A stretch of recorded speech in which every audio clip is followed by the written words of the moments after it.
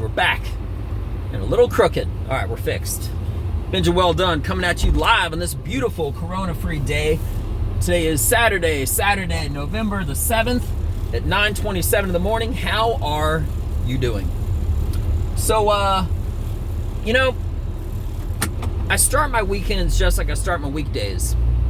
Around 4 in the morning every day. Why? Because I'm ambitious towards the things that I'm passionate about, right? Comedy, jiu-jitsu, and the more daylight hours that I have before I go to work, before I'm working, before I go to jiu-jitsu, before a comedy show, etc., the more hours that I have just equals more hours of production. And I look at everything as far as production because that's who I am. Very self-motivated, and always drive myself and push myself to get more done. So by starting my mornings earlier, I get more accomplished. Small concept, and I said this before, but I'll say it again. If you set your alarm for an hour earlier, or let's just say even 2 hours, hypothetically, all right? But whatever, okay? Per week. In the work week, okay, before you go to work or whatever, what would you do with 5 extra hours of production? What would you do if you set it for 2 hours earlier, okay? Or even if it was 1 hour earlier during the work week and 2 hours earlier on the weekend. That's roughly 10 hours. So what would you do with 10 hours extra production? If you have something that you're doing, you're motivated, you're working on in life, you take those 10 hours, and those are 10 precious hours that also would be spread across the course of a week that would add to your total production of whatever you're working on.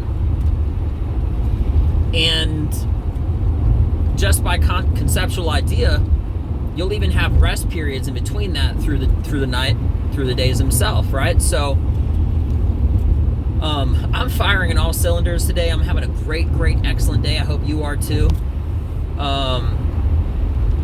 But yeah, it's just one of the best things. So this morning already, like,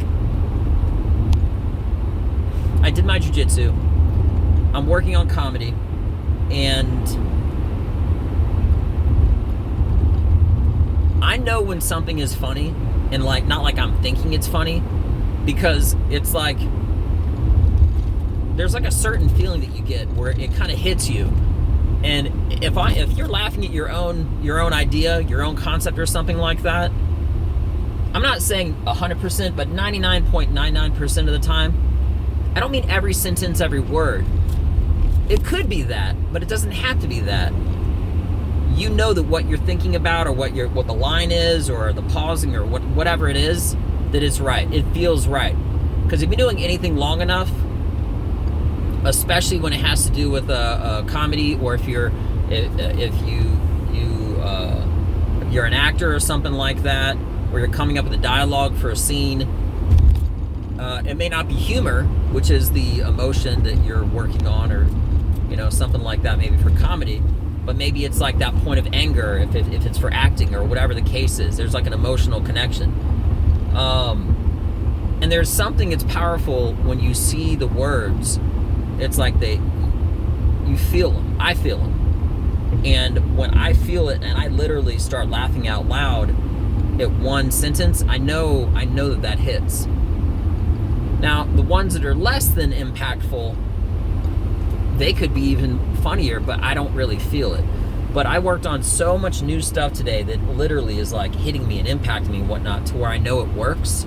I'm excited to get out and use it, which brings it back to the whole corona issue,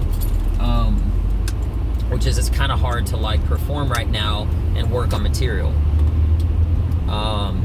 So I try as best as possible to vet out my material through open forum spaces, parking lots, checkout lines, everywhere I go. And then sometimes people look at me like, this guy is not funny at all.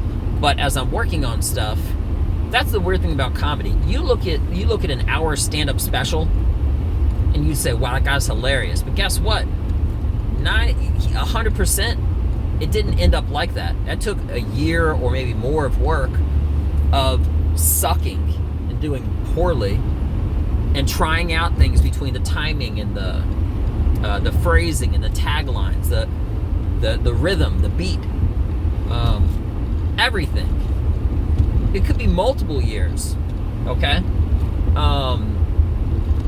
until you're finally hearing the finished product. So if you hear a comedian that's not funny, if it's his final product, then you can make a fair judgment, fair assessment. But intelligently and whatnot, it's kind of a hard concept to say that someone's not funny. That guy was driving aggressive. I had given them, that someone's not funny based off material that's brand new. Me, my opinion, I always wanted to do this, but honestly, it does not look like realistically I'm ever going to get the opportunity to go to the world famous Comedy Store in Los Angeles, California, and watch some of the greats that I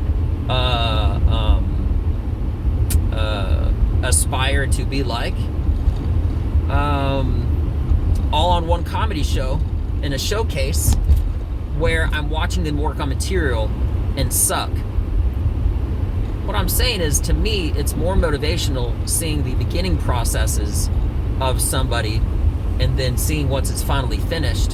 Kind of like if you visited an ice sculpture guy who's doing like a big old ice sculpture, and if it was a 10-hour process, about 90 minutes into it, it looked like it'll have some edges cut off and it kind of has a shape to something, but it's not even fine-tuned enough to what you can really even see what kind of shape it is or what it'll turn into, and then visit it once it's done, and you'd be like, wow, that's a beautiful sculpture of beautiful boat ship with its sails out and open, like it's out to sea, and it's so gorgeous and it's beautiful looking, right? Everyone always sees the last part. No one ever really sees the first part, except for the comics themselves. So I got a lot of good stuff done today. I'm trying to make as many errands, and on my to-do list is doing this, giving everybody updates. I know there's an election going on. I'm not even going to get into that. Michael Jordan, he did something. He's very famous one day, which is there was a political election going on, and he didn't support a political candidate, not because he was afraid to or any of this other craziness. It's because he was trying to be like apolitical. He was trying to be unbiased and whatnot, and just stick to what he's good at, what he's doing, which is exactly what I'm doing. He made a comment that I think it was for like a Democrat that a lot of people wanted him to endorse, and if he did, the Democrat might have won, and it was against a Republican. But long story short, his only comment to his endorsement was, even Republicans buy shoes. That is very, very powerful, impacting, if you just understand that concept. So by me alone, which I also did, not just before him, but it solidified my position on what I'm doing now, which is even Democrats like to laugh. Even Republicans like to laugh. You know what I mean? So either way, of course I want the best for everyone in the country, and myself in it. So with that being mentioned, what else is going on? Comedy, jiu-jitsu, early morning production. I know I'm killing it. Today. I feel like certain days, making a list. Making a list is one of my biggest ways of accomplishing everything. I have an actual app on my phone. I think it's called, I'm pretty sure it's like Tick something. It's not TikTok, but it has like a similar name to it, right? I know TikTok is a dancing app, but whatever. But yeah, I use it, and it's really, really great because I can literally schedule, plan everything, and it's sort of like a checklist to where I can get everything accomplished every day. But to me personally, having a list and watching it get knocked off every single day, it's not just gratifying. Oh, and it repopulates according to my schedule, or whether I want it like daily, weekly, kind of like an alarm, if that's a similar comparison. But anyway, but yeah, I love it, and it helps me stay ahead of the curve.